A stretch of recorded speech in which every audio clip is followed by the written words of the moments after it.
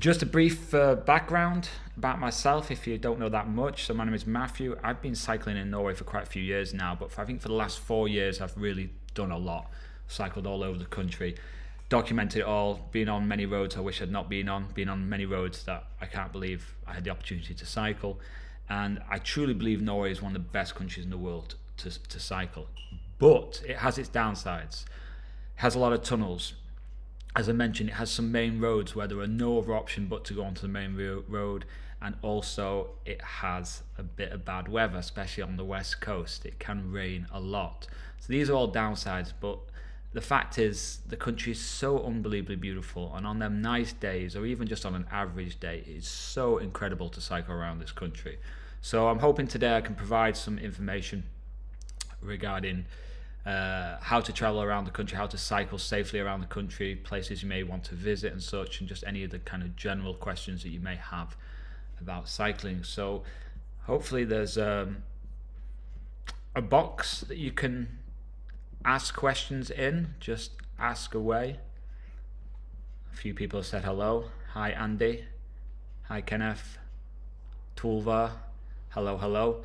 So any questions you have, go ahead. What I'll do while we're waiting for more people is I will just tell you a little bit about update regarding cyclenorway.com. So last month I set up cyclenorway.com in March, and it's just a brief intro to what is coming. The website right now is just an intro to it. The plan is to create basically the whole of Norway as a cycling destination, put all the routes on there, put all the information everybody needs on there, and to make an official website for cycling in Norway, because right now there isn't one for this country. If you look at France or Denmark or Switzerland, they all have really good websites that are for the whole country, and Norway doesn't. So it's something I'm planning on doing. And as I launched that video, I got contacted by some people within the Norwegian government organizations, and for the last few weeks now I've been having some chats with certain people, been talking about what I want to do, and on Thursday I'm going to present my idea regarding the website and present a presentation about cycling in Norway, how the government and local organizations which are involved in that, especially in the tourism industry, from transport to accommodation to the road, how they can improve cycling in this country. So a lot has happened since launching that little website, and I hope that some good will come from it and we'll be able to improve cycling in this country. We've got Daniel's from Switzerland. He's coming to Norway this summer. Fantastic. Very interested about people from Switzerland, what they think of Norway, because there's a lot of similarities between the countries. High-rise mountains. Obviously Switzerland has a lot higher than Norway. Norway's, I think the highest one's about 2,500 meters. Mountainous terrain, very, very beautiful landscape, lots of waterfalls, rivers and such. The big difference between Switzerland and Norway is the fjords in Norway. I think that if you're coming for the first time to Norway, that may be something that's it's a really powerful impact on you when you're cycling around the fjords. Just being close to like water mass with just high-rise mountains around you, it's really, really nice. All right. So if you don't get all the questions answered today for your trip, then you can contact me via the website and book a consultation if you want to have a chat for 30 minutes, and we can just go through your route, go through your plans, discuss it in detail, give you all the tips that will be really handy for you to save money and for you to have a more enjoyable time. So have that on the website. And if you're unsure where to go, you want to come to Norway but you're unsure where to go, you don't know what route to do and such, then I can make a route for you. You can just send me your details, where you're flying into, where you're flying out of, how many days you've got, how far you want to travel, what sort of terrain you want, etc. It's all on the website, and I'll build you a route. I'll make a personal route for you. And it's not just the route itself. We put all the information onto the route, so where the scenic places are, ferries, ferry timetables, certain campsites I recommend you stay at, etc., etc. So you get a really good quality route that'll just allow you to have an enjoyable time and not have to worry so much about finding out all that extra information each day. So, anybody have any questions, or should I just start going off some common questions that people have?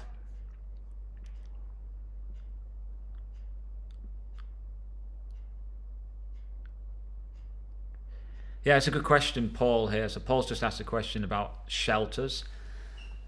Is there a shelter app or anything like that? So it's I know in Denmark they have this like book a shelter website. It's amazing. You've got all these kind of like small wooden huts that you can stay at for very, very little. Like we're talking, €2 or something silly like that. Norway's a little bit behind on that. There are some wooden huts gathered around the country, especially in the forest areas that are kind of left or really abandoned. There's not much going on in there, which you can stay at, but you can't really book them. It's just kind of first come, first serve. So I know people have been cycling in the forest and they've come across a wooden hut, and then there's some people already in there. So it's just luck of the draw. There is a website, I don't know it right now, but I'll put it into the description later on regarding some of the shelters that are available in Norway. There's also cabins. Some of them are manned, some of them are you have to have access with a key, but you have to become a member of an organisation. And if you're just coming to Norway for one trip, I really don't recommend that, because there isn't many of these cabins along cycle routes. It's more for hikers. And that's it really. It's a little bit behind other countries when it comes to shelters, but it's something I'm going to mention on Thursday when I have this presentation with a lot of organisations. It's something Norway should do. It should build more.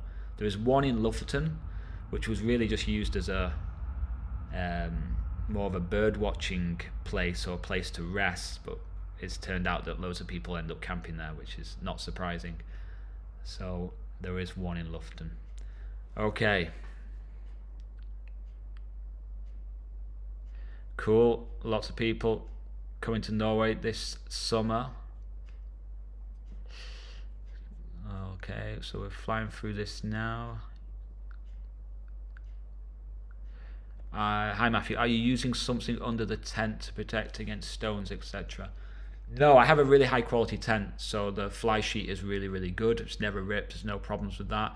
So I have the Hubba X1 or something. It's the one-man MSR Hubba tent. I think it's N2 or something, maybe, I don't know. But highly recommend for Norway is an insulated roll mat. Really, it gets really cold, the ground at night, especially if you're high up above 300, 400, 500 meters above sea level. It can get really, really cold, the ground at night. So the difference between just a normal basic roll mat and an insulated one is really, really big in regards to comfort and for heat. You lose so much heat if you feel the ground, how cold the ground is. It really makes it difficult to sleep at night. So I highly recommend that.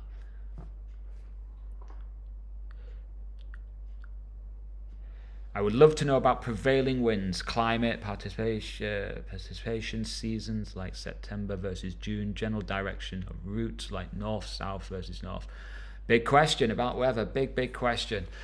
So prevailing winds are southeast, okay? So they come off the Atlantic Ocean and they roll up the country. Maybe we can bring up, just 1 second. So if you can see my mouse here, so they're coming up, the prevailing winds. So if you're going up if you don't know which way to go, the best way for winds is south to north. You're going to have less of a headwinds. Of course, you're not guaranteed it. You never know which way the winds are going to blow at certain days, but southeast is the prevailing winds. Like September is a real hit or miss. So we're coming into May right now. Let's talk about the seasons. May can be drier, especially on the west coast. It can be drier than June, July, and August, but of course it's a lot colder, especially at night. Sleeping in a tent in May, you really need to make sure you've got some warm gear, because it can go really cold at night. I think May is a really amazing month, but unfortunately you're kind of limited to where you can go. A lot of the gravel tracks have still got snow or ice on them, so you're limited. You can't really do many of the gravel roads. All the mountain roads are closed usually early May. They start to open up around mid-May, sometimes more to the end of May, depending on how much snow there's been that season. And some don't open up until June. So if you're coming in May, then you kind of want to stick to the coastal areas, and you may prefer to have more accommodation, roof accommodation, than tent accommodation. September, real hit and miss, and especially in the north. In the north, you could have beautiful colours and still reasonable weather temperatures, maybe 10-15 degrees.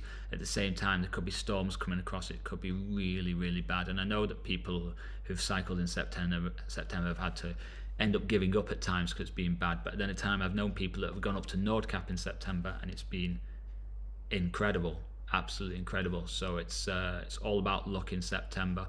But it's really nice in the southern part of Norway in September, especially the gravel roads, because all the colours are changing. The trees are starting to go red and yellow, so it can be a really nice time. And what else? So the general direction of routes, like north to south, we've talked about. When it comes to rain,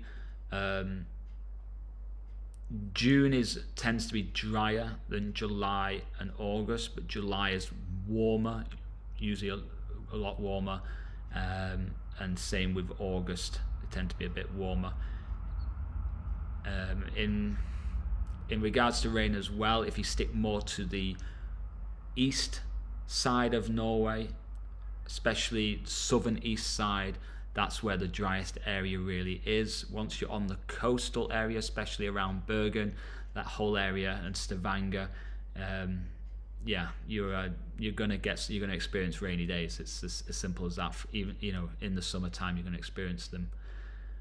And if you go a little bit further north on the west side on the east side towards Trondheim, it gets high land there, and the weather patterns are unbelievably unpredictable. It can rain, then the sun come out, then it can be incredibly windy, then it can rain again, then the sun comes out. It's changing all the time. It's very high land. It's about 800 meters above sea level on average. So every time I've been there, the clouds are just constantly changing all the time. So you've got to have fun in Norway. What's next? Let's see. So, inspiration. Thank you for the people who just wrote nice comments. Appreciate that. Big trip for the summer for me. I don't have a big trip this year because there's so much to do with the channel and would work. The plan is to do lots of small trips, to go off and do like 3 days and focus on filming.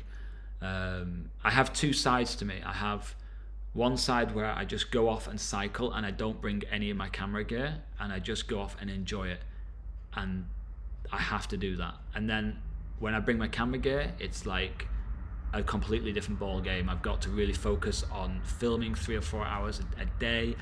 A lot of the shots I get are just useless. The poor camera work, and my hands are shaking, or sometimes you fly the drone for 5 minutes and you realize you've not recorded anything. It's just like, so it's a lot of work.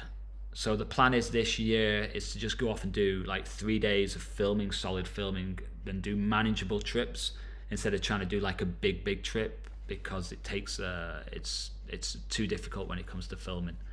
So lots of small trips, but lots of places I'm going. In the north, the middle, the south, I'm going all over.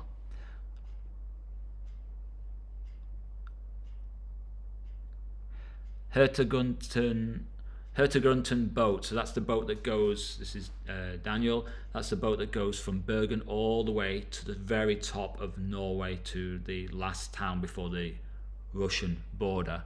And when it comes to hopping on and hopping off, if you don't have a cabin booked, then you can just hop on and hop off. There's always space for you. But there's a catch. You can only go on the boat for 24 hours without a cabin. Once you go over that time, you've got to book a cabin. Now there's boats, during the current period there was only a boat every 2 or 3 days. They had to cut back the service. Hopefully this year there should be a boat every day, but there will be busy periods, so think about that. You won't, for example, be able to just hop on in Lofoten and go all the way down to Bergen. You'll have to have that booked in advance. But if it's 24 hours, which basically is like Nordkapp to Tromsø is 24 hours, so you can hop on for that one. I hope that answers your question.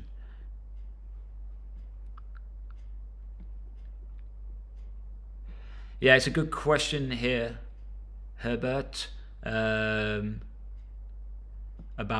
Lofoten in September.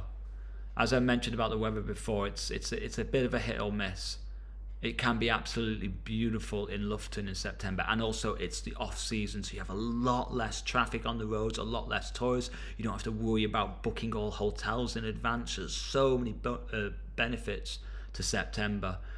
In the peak season, you have to, you need to book. If you want to stay in a hotel, you have to book in advance. It's absolutely crazy. So, but at the same time, if a storm hits the island in September, you will not want to cycle. If you do cycle, it's not going to be enjoyable and you won't see much. I've been up there in late August and a storm hit. It wasn't too cold, but it just rained for like 3 days non-stop. And I did some cycling. It was okay, but like I say, it's a long way to go. So it's hit or miss. That's all I can say. But if it's good, it's really good in September. Really good. Mozzies and midges can be quite bad in certain places, and other places completely fine. It depends if you get bitten. The minute I go bikepacking, I always get bitten by mosquitoes somehow. So they are about midges. It's just certain areas you'll find midges. Just certain areas they'll be attacking you, maybe close to a lake or something, but I haven't really come across many areas where there's lots of midges. But unfortunately, as we all know, mosquitoes are everywhere in the world, and especially in the summertime near lakes. That's where they breed. Any sort of still water, try not to camp near any sort of pools of still water. That is high breeding grounds for mosquitoes. Forests, mosquito heaven, always around the forest, because it's the forests have lots of lakes in them. So stick to the coastal areas where there's a bit of a breeze, and yeah, you don't have too many problems with mosquitoes. But just bring some repellent, and all is good.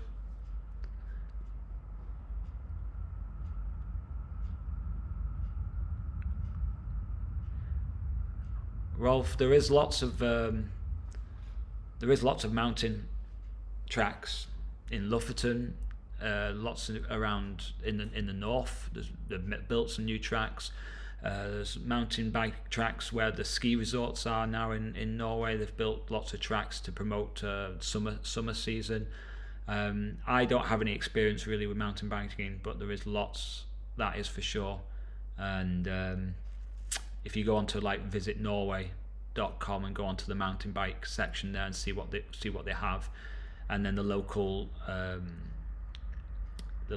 counties websites as well, so to look at the areas you want to do mountain biking. But I'd say a lot of the mountain biking is more obviously in the mountainous area. There's not much on the coast that I'm aware of, and there's a lot in the north, Lofoten, Tromsø region, and a little bit further north to Lyngen Alps. There's all that area there.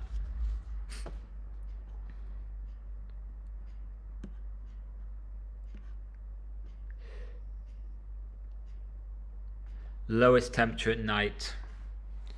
Well, that's very difficult to say. I mean, there has been occasions where it's gone, even in July, in the high mountains. So once you're above 1,000 meters, it's gone below zero. In the high mountains in July. It's very, very, very rare that will happen, but that's the case. But I would usually say on average the temperature at night time is somewhere between lowest 2 and then up to 10 to 12 degrees on average. And then if you're somewhere by the coast, it can be 15, 16 degrees. And of course, I've experienced 20, 21, 22 up to tropical when the weather's really, really good and you get a high pressure coming along. But you have a massive variation. I mean, 1 minute it can be like 22 degrees, like considered a tropical night. And then 2 days later, it can be 8 degrees and you've, only traveled 200 kilometers up the coast. So big variations. I always recommend bringing clothing that you can wear in your sleeping bag.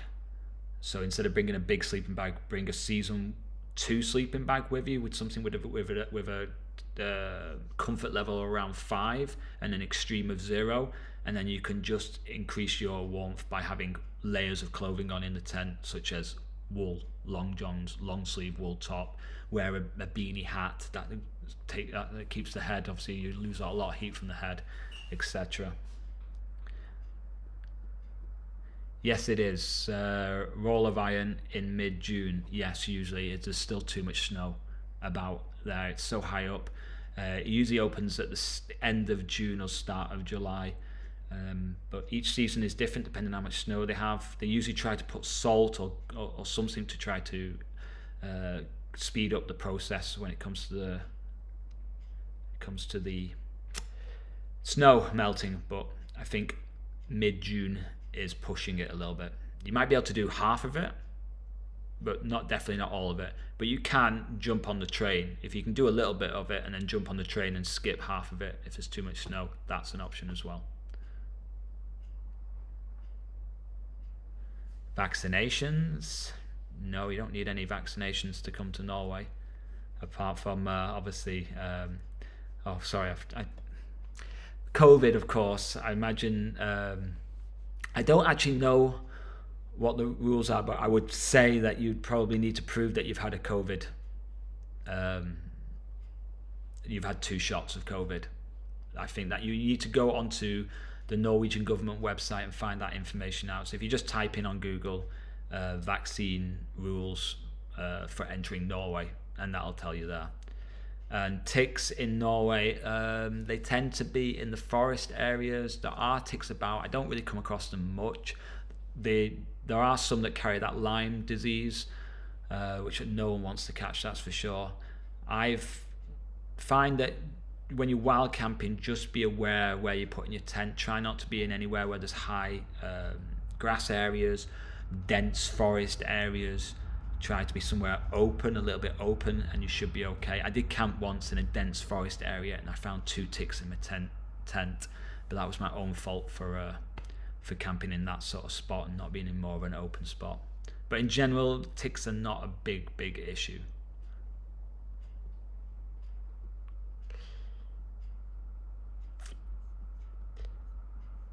Okay.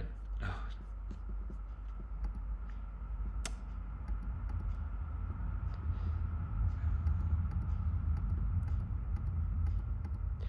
Sorry, you only got a small box and you got my computer screen. Thank you. Germany has always been my favorite country. I'm planning to cycle Norway. Would you recommend going someone else or alone? No problem. So Fiona's asking about traveling as a female alone in Norway. I think Norway is probably one of the safest countries in the world to cycle as a solo female traveler. Of course, like with anywhere, you need to take precautions and just use your common sense. But in general, there's many Norwegians, females that travel alone.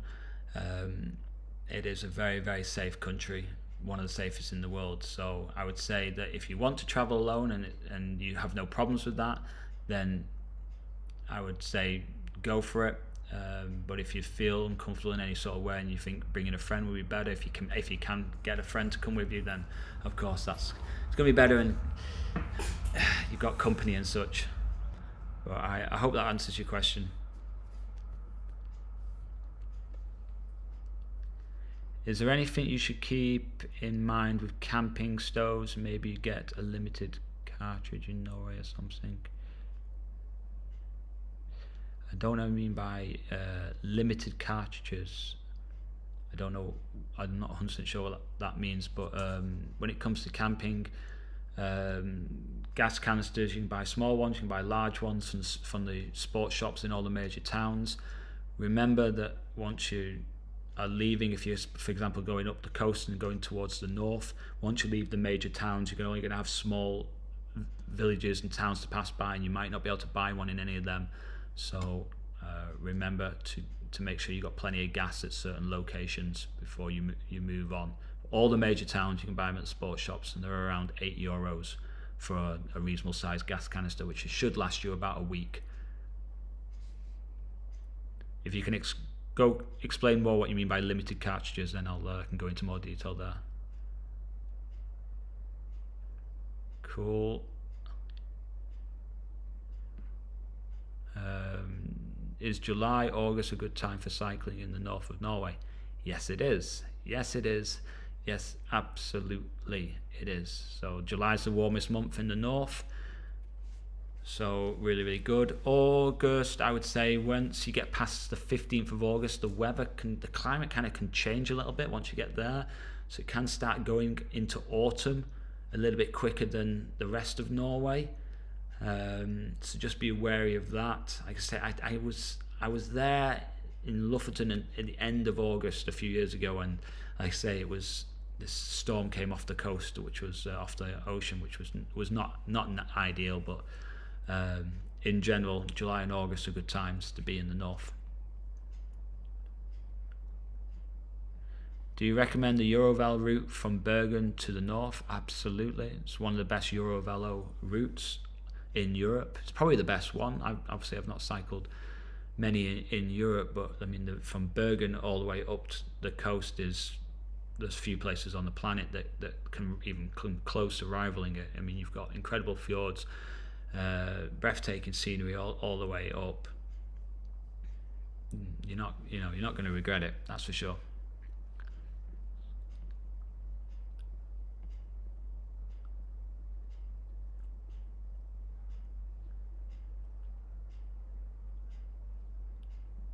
So we've got wildlife, a question here. Interested in the wildlife in Norway. So I mean, well, obviously when you're cycling, you're traveling at speed, you don't really come across much. You're not going to have huge opportunities to see much wildlife. You will see deers crossing the roads for sure. You'll see some moose for sure. But when it comes to, for example, and eagles along the coast, especially in the north, you'll see sea eagles, which are really, really impressive. But when it comes to kind of like the really rare ones, then you would need to find a spot somewhere, and you'd have to be like bird watchers. You'd have to be staying still to find it. So there are some. There's an owl in Norway. It's a very famous Eurasian owl. It's a beautiful looking thing. Never seen one. They're supposed to be absolutely gorgeous to look at. And lynxes, wild lynxes. Never seen one. Looks so impressive. There is wildlife safari in Rallarvegen National Park. So there's these famous, God, I can never remember what they're called now. Big, huge things, furry coats. Someone help me out. What are they called? But you can go on a safari to see them because they're quite hard to see. But there's a company that does that. Brown bears in the very far north of Norway, but once again you won't see them, and you probably won't be allowed to go close to them, and you won't want to go close to them. So when it comes to wild animals in Norway, I would recommend that you find a company that maybe has some sort of safari or something that can allow you to see them. What's next? How far from civilization are you really? Are there always towns and villages and stretches? 50? Yeah. So there is. I mean, most places there's always a town or small village about. in the north, once you go past Tromsø, then it starts to get a lot more sparsely populated. There are still a few small towns along the E6 main road, so maybe I can bring that up.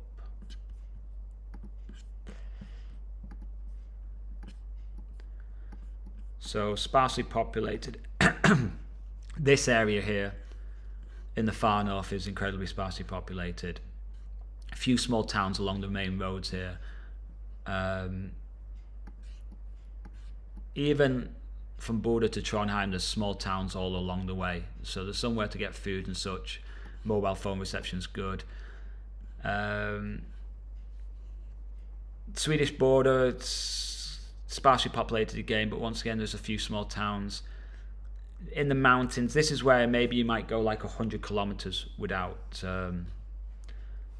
coming across any towns. There are certain mountain routes which are around that, which you'll need to stock up beforehand, but in general, no, it's there's towns everywhere. Let's go back to this window, shall we? Yeah, so no problems.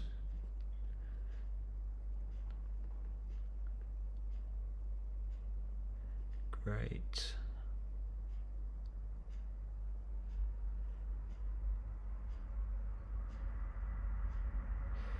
Shoes for Oslo Bergen trip at the end of June. Recommend any 3-season shoes, or should we take winter shoes? I recommend you take normal summer shoes, SPD clips, and then just bring some shoe covers. Bring some insulated shoe covers with you, and of course a pair of wool socks, and you'll be fine. No problems. I think if you go over Rallarvegen, when are you going? You say you're going at end of June, so you might be hitting over Rallarvegen. So I think when I was going over that, it was 5 degrees at the top of the mountain, so around 1,300 meters above sea level. It's 5 degrees. Shoe covers, normal summer cycling shoes with wool socks. You'll be good. Okay, Eric has just given us some great info about vaccines. There is no COVID regulations in Norway anymore. No need for vaccines. Perfect. There you go. In case of emergency, is it often possible to reach emergency wards, hospitals? Yes. Norway is highly, highly developed when it comes to its emergency services. It's got helicopters, it's got everything. Mobile phone reception is pretty good throughout most of the country. There are spots where there won't be any, but there's always a car passing by or something. So when it comes to that, Norway is really, really good. It has first class health service here. Yeah, high in the mountains, I would drink the water without any problems. I wouldn't even think about it. Just drink it. It's really, really good, especially high in the mountains. Of course, if there's a dead sheep lying in the stream, then of course don't drink it. But in general, I've had no problems. And I would say that most areas is pretty good for drinking the water. If it's a fast flowing stream, if it's near a farm, then it might have some pesticides running into it, so be wary of that. But if it's in any sort of what would you call it, area that is not cultivated, so non-cultivated areas, and there's a fast flowing stream, I would drink from it without filtering it. But maybe you might want to be safe and filter it. Okay, I'm planning to go to London this year, but the prices of tickets. When you say I'm planning to go to London this year, do you mean Lofoten? Or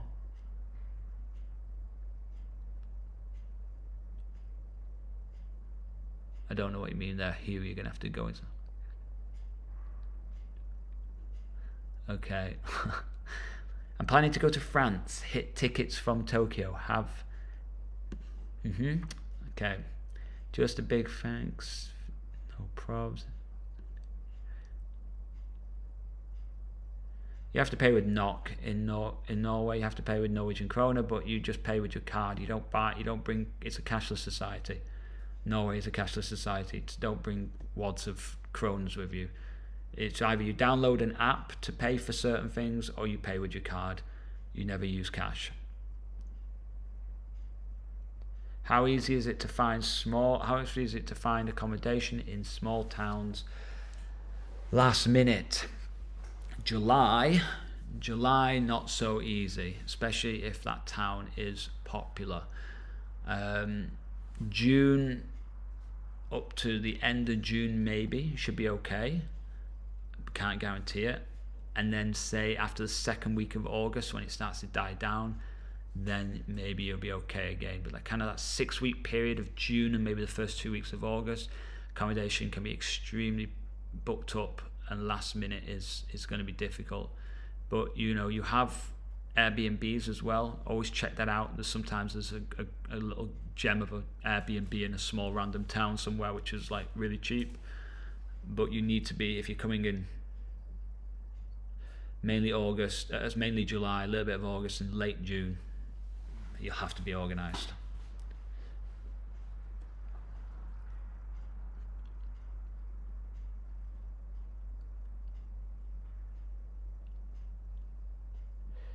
Okay, what's the best route to leave Oslo by bike and go upwards? High mountain, the high plateau routes you reviewed. The high plateau routes I reviewed. Can't remember that, but you wrote here Maridalsvatn. So when you're leaving Oslo, a great way to leave Oslo is to go through Nordmark if you're heading directly north. So let's bring up the map.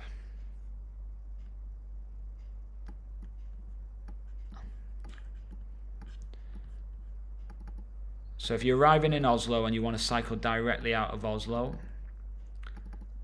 so you got this is Maridalsvatn here. This is a big reservoir, okay, which is running low right now because we've hardly had any rain recently. And this is Nordmark. It's a huge forest with lots of lakes, and it has amazing gravel tracks in there. So you can come out of the city and into the forest on the gravel tracks here. You can go all the way up to a small little place called Gura here, and then you can kind of head.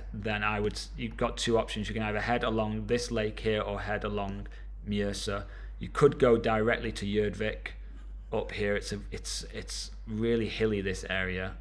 I'm not a massive fan of this route up to Gjøvik, so I'd rather stick to the flat route along the lake here, or go along Mjøsa.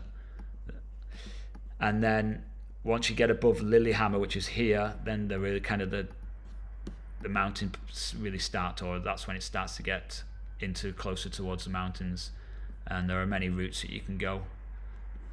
Mjøkavegen or Mjøkavegen is in this area here, and you can go from Lillehammer. There's a gravel route up here to Vinstra, and then you cut across, and then you come all the way down to a place called Gul down here, and that is really amazing. And then you can come all the way back to Oslo. That's a fantastic loop to do. All right, next question. Let's get me back onto this.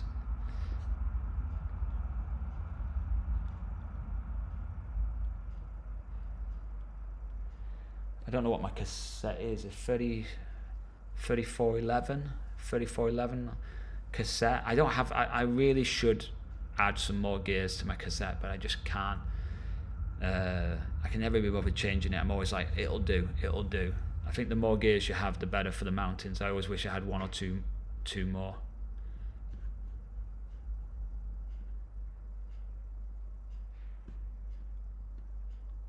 Yeah, thank you. Yeah, Moscus. That's it. Yeah, that's the thing. Moscus. Yeah. Okay.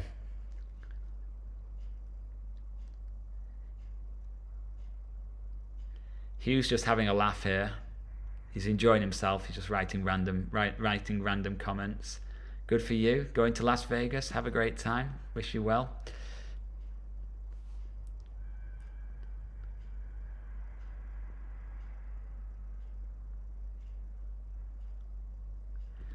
Common pay app, PayPal.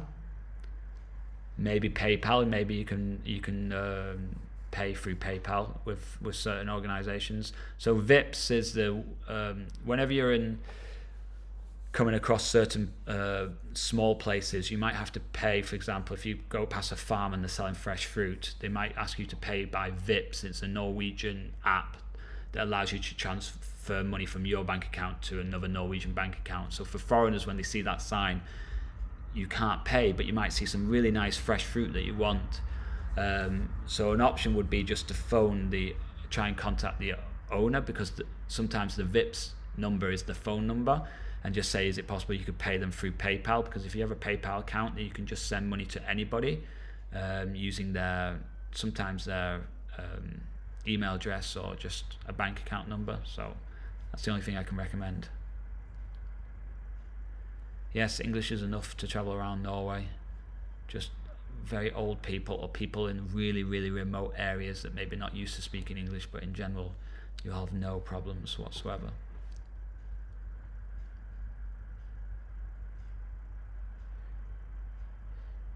Probs. Thank you for anybody who's just saying thanks for any information I've provided. I appreciate it.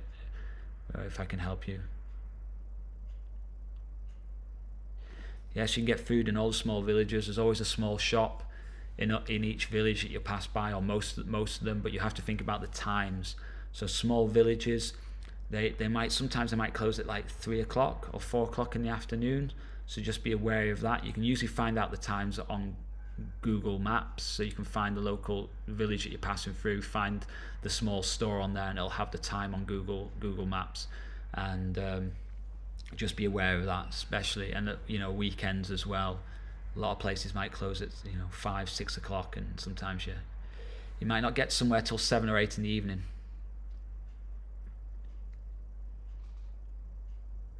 Good stuff, Tom and Paula. I'll see you tomorrow on Google Meets. Interested.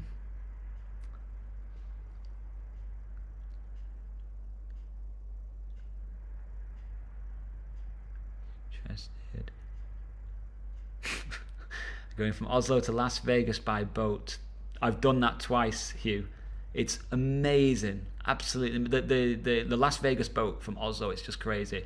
It's full of very beautiful Norwegian girls. They're all getting drunk. I love it. Every time I go to Las Vegas, I never fly. I always take the boat.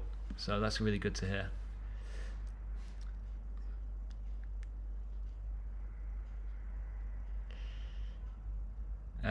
Let's talk about ferries, shall we then? Anything to keep in mind when it comes to ferries? I will often travel small but also large routes. Bode to Lofoten. So let's talk about ferries briefly for those that are coming. If it's just a normal car ferry transporting cars over a fjord, then it's free for cyclists. I don't know who pays for that. I imagine it's funded by the Norwegian government. It's subsidised by the Norwegian government, but it saves you a huge amount of money, considering there's a lot of ferries to cross if you're going up the coast.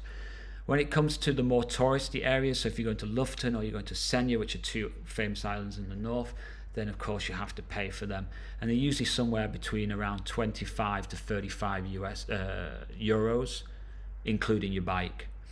And then there are what we call passenger-only ferries. So when you're leaving a town, for example, Ålesund, you might be leaving to go further north. You can take a ferry to one of the islands and take the cycle route further north to Trondheim.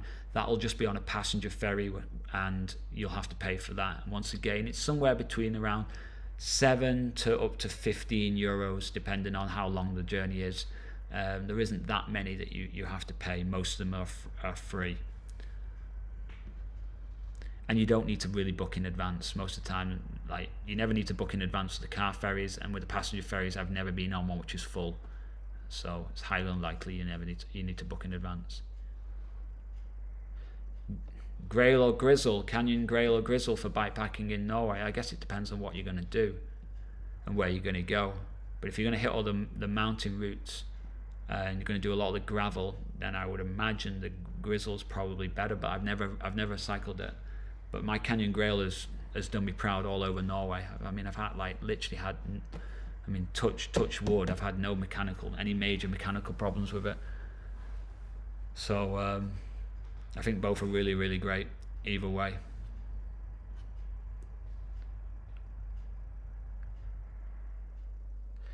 Yeah, this, by the way, all this what I'm saying right now is going to be available on the channel, and I'll divide all the questions up so you can just go to the time markers and find the questions that you want, so you don't have to listen to me waffle on.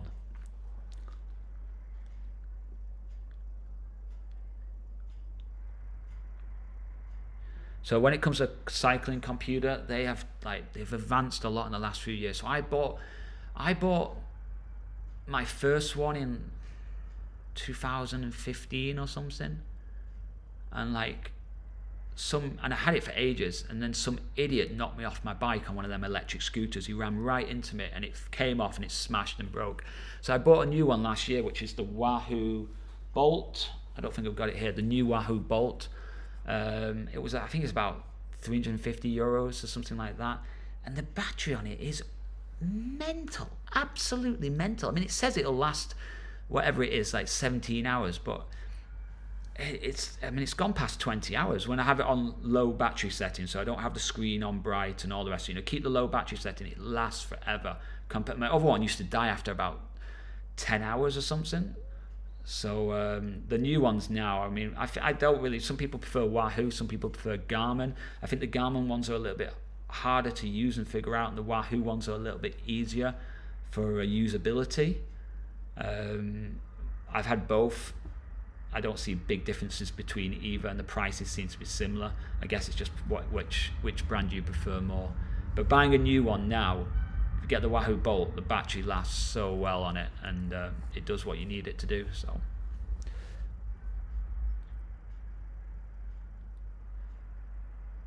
So when it comes to my website and all the routes, I was hoping I could have this done by the start of June.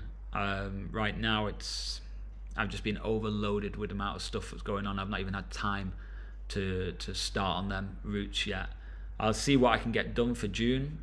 I'm not optimistic right now, as every day is just flying by. If you weren't here at the beginning, I have a big presentation on Thursday. I'm going to speak to basically people that work for the Norwegian government. I'm going to speak to people in the public and private sector that are all related to tourism, related to sustainable tourism, related to cycling in Norway. I'm doing a presentation talking about cycling opportunities, and that's taken a huge amount of my time to put that together, and I'm preparing for that over the next few days, in addition to many other things. So time is tight, but I will see what I can get done for June, and then next year, late winter, early spring next year, hope the website will be up and running properly. We'll have lots and lots of information on there, so for people next season we'll have loads. But what I do offer is that I can make people their own personal routes service right now, and I can also offer consultation, where you can chat and we can go through whatever you need to do, talk about your whole route that maybe you have planned, and that's available from my website. Next,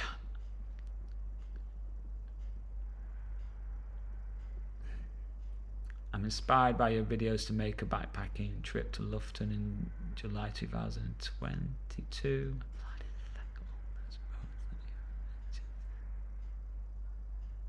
Yeah, great. You'll hit all them roads as well. So the Arctic, top 5 Arctic roads, if you go up the coast from Trondheim up to Nordkapp, you're going to hit all them top 5 roads along the way.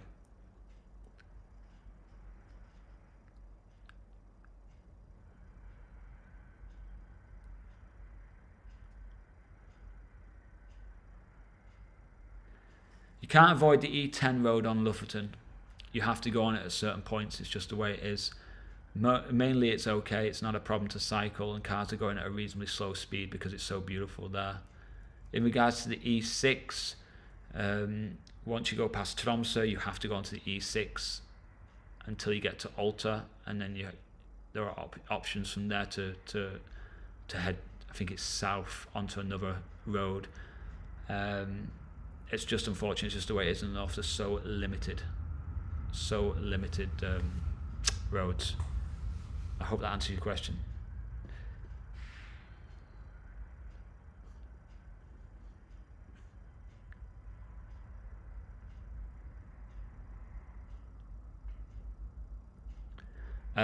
I don't, the Strava heat map, I don't actually record everything on Strava. I did have something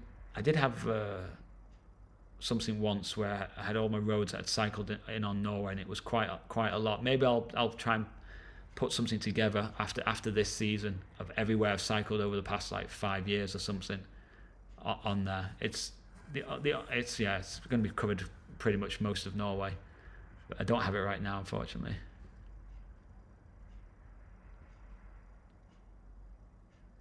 We're going to do bikepacking trip in Norway, right? Trondheim towards Ålesund, then Bergen and Oslo. Okay. I want to ask you if you easy to find the places. Okay, so you're going from Trondheim down to Bergen. You're mainly going to be hitting the coastal areas, but the whole area is populated with small villages and towns. You should never need to carry more than 12 to maximum 24 hours worth of food at any point, really. The only time you really need to think about carrying maybe a little bit more food is if on a Saturday night you might want to stock up, because the Sunday all the food shops in the small villages will be closed. So you need to have basically Saturday evening, all of Sunday, and then probably Monday morning. So you might need a little bit more than 24 hours, but in general you should be fine with food all the way down the coast. There are small places to buy every 30 kilometers or so.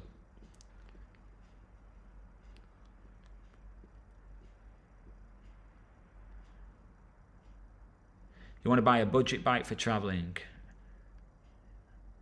I live in Norway, currently I want to buy a budget bike for traveling. Any recommendations for a cheap bike in Norway?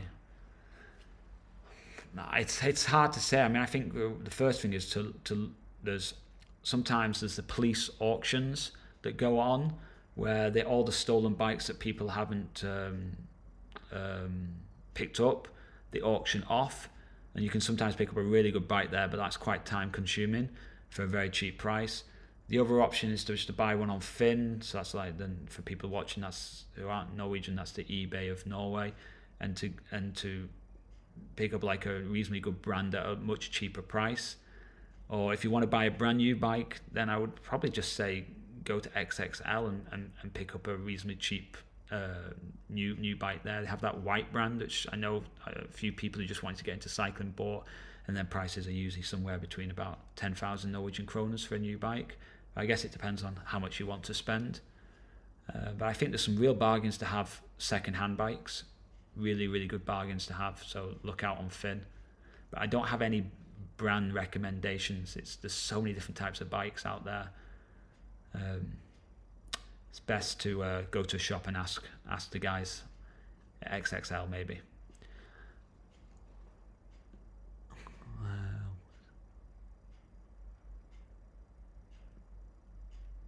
Yeah, I'd love that to be a good for ferry timetables, right? I wish there was one website with all the ferry timetables, but unfortunately there are lots of different ferry companies in Norway, and they all have their different websites, and some of them are pretty good and some of them are unbelievably bad, and some of them the timetables just on a Dropbox file and they upload it at a certain point and then it just disappears after the summer. So there's no easy way. It is unbelievably time consuming trying to find timetables online. So when I'm doing these routes that I'm doing right now, trying to document the whole of Norway, finding the timetables of the ferries is one of the longest parts of putting the route together. So I can't help you there. You have to just go onto Google and search. But one recommendation is there is an app called Ruter, which is Ruter.no, Ruter in English, and that is the official Oslo transportation map. But it also, if you go onto it, it has a map of Norway, and if you go to any of the fjords and you go to the fjord ferry ports, it will come up with a little timetable of the ferries sometimes, not always, but it's there. So it's a good way when you're traveling to download that app. It's not brilliant, but it can help. I'm sorry, that other blooming link didn't work. It's like, we can't allow this link to work for this reason. I'm sorry about that people who got stuck on the wrong link. It's always the case when you do these sort of things and you're not used to it. But now I know at least. No, I've already mentioned, I mentioned that about the ferries. There's no app for the ferries, but Ruter, ruter.no.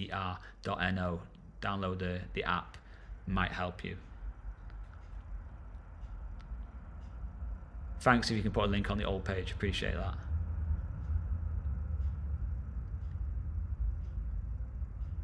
Do I need an expensive bike and expensive gear? I would always recommend, for me, I always recommend just buy a bike that you feel comfortable on.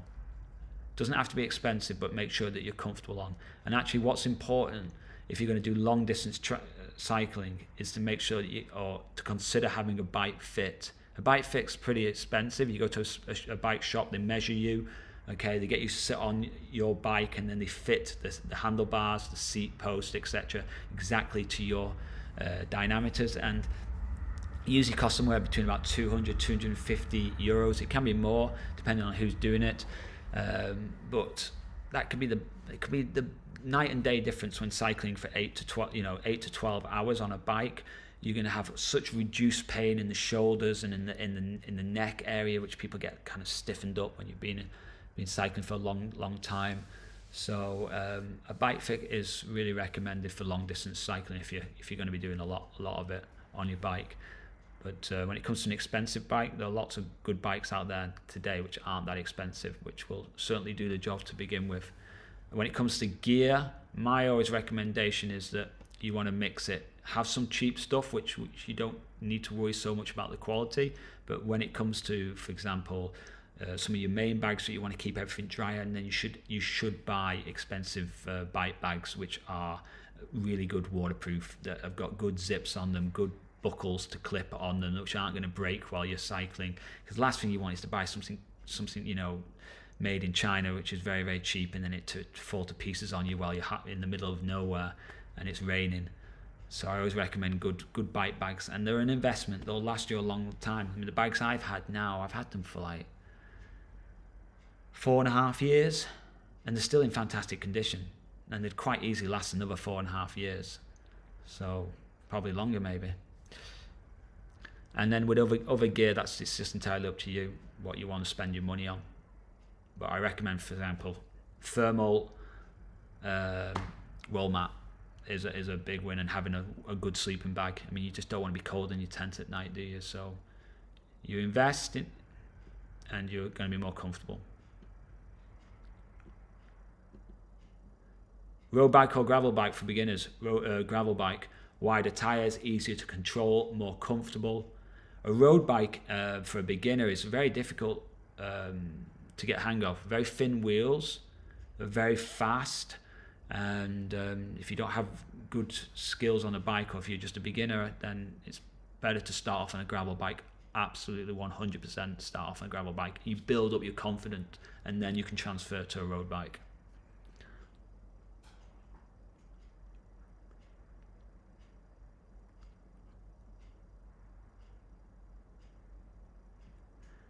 So you mentioned I go through a lot of paved roads. On the west coast of Norway, mainly it's paved roads, and do try to do gravel. This year I'm going to do a lot more gravel.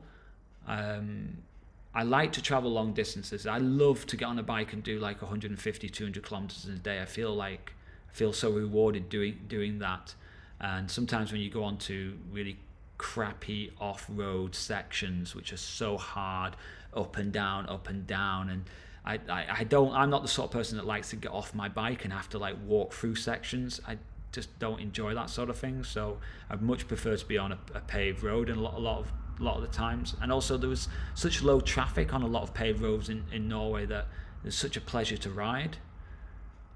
But when you find the right gravel roads, they're really great as well. And this year I'm doing a lot more gravel roads to document them because there's a lot I haven't done yet. I hope that answers your question. But I love traveling long distance, and you need to be on ground. You need to be on normal roads for that. Yeah, that's true, Eric. Yeah, gas stations are now they've become like fancy convenience stores. There's lots of food that they sell there, and they make a lot of money from them, but they're super expensive. I once spent 25 euros on Coca-Cola in one day. In one day, cycling. Okay, because I think each gas station I went to, it was like €4.50 or something. I don't know. I was on a sugar rush that day. So yeah, don't if you can, go to the supermarkets, but gas stations are really great if you're doing long distances and you just need to grab and go. There's lots of great options now, but super expensive. What type of tent do you recommend for bikepacking? I recommend that you buy a bikepacking tent. Americans are very good at this now. They're building a lot of these tents. So what the difference between a normal tent and a bikepacking tent is the tent poles are a lot smaller. Tent poles are your nightmare when it comes to packing on your bike, because they're this big and they don't fit into the saddlebag very well. Don't really want them on the frame. You could fit them on the handlebars, but then they're sticking out and it's a bit awkward and all the rest of it. So getting a bikepacking tent with short tent poles is a real win-win. I was a little bit too late for that, and I love the tent I have, so it's not a problem, but that's what I recommend. I think one company is called Backcountry. I'm not 100% sure, but if you type in bikepacking tents on Google, you're going to find some, and that's what I recommend. They're not cheap, but once again, it's an investment. It'll last you 10 years. Really good.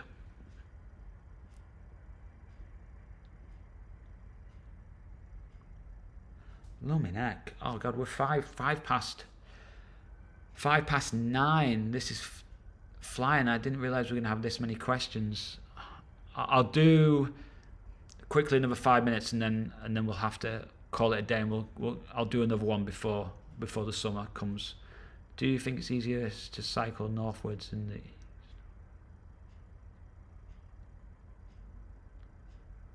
it quite?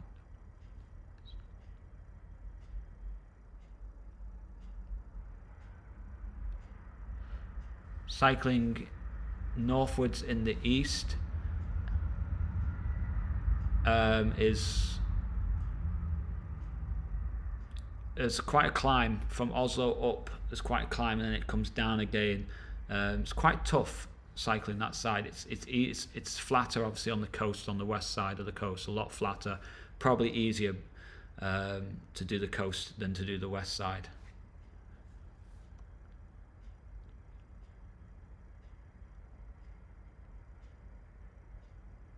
So you're going to do Trollstigen to Geiranger and then return to the main cycle route, Otter and Highway 136. Highway 136. Where's Highway 136? Is that a good route? Otter. I don't know where Highway 136 is. I'm not 100% sure on that. I think where you, at Otter, you need to stick to you need to keep off the E6 and keep on the smaller roads. That's all I can say. But I think overall, if you're going to do Trollstigen and Geiranger, that's a fantastic route, amazing route. So, and around Otter is very, very, very beautiful. But stick to the smaller roads.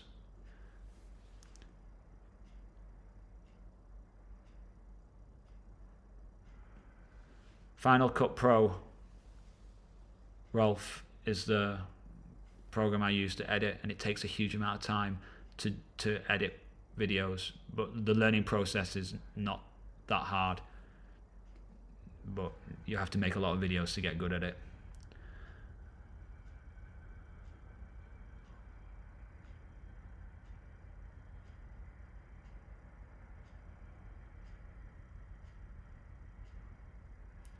Yeah, if you're looking for a route going from Alta and you're going to Finland and Lofoten, I can't off the top of my head tell you about a route. If you want me to make one, I can do a lot of research and build you the best route possible. You can go onto my website, but off the top of my head, I can't tell you about routes. around that area. Sorry, I can't help you there.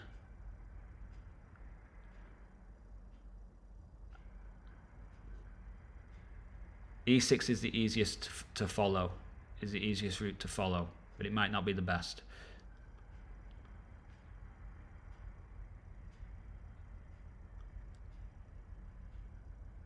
Is it a problem to come late in the evening at a campsite, 19 to 20? It depends on the campsite. If it's a very small campsite, it may be closed by then. And that's just a problem, for example, getting into the toilets. The toilets might be locked and you might need a key to get in or what have you. So it all depends. But in general, I'd say 7 to 8 in the evening isn't really a problem arriving. I mean, I've arrived at campsites at like 11, 12 o'clock at night. So it shouldn't be too much of a problem. But if it's a small little campsite, it might be closed by then.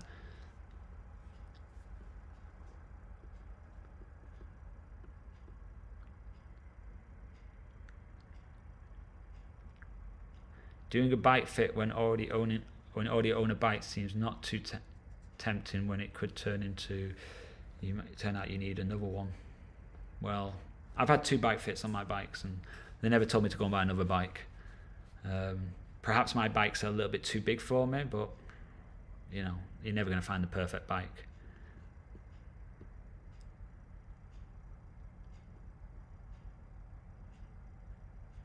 Okay, I'm going to have to... Oh my god, there's so many comments here. I'm going to have to call it a day, and we'll do another one in a couple of weeks' time. If all these questions are saved, then I can go through them and I can try to answer them later on via text. I can just reply to them. I'm sorry for some of the questions I couldn't help you right on the spot. But like I say, you can get in contact with me if you want more info via the website. Thank you so much, everybody joined. I hope you have a great trip around Norway this summer if you're coming, and we will be back with another live one then in a couple of weeks just to help whoever else needs a few questions answering. So until then, guys, have a great evening. Thanks for joining me. Bye.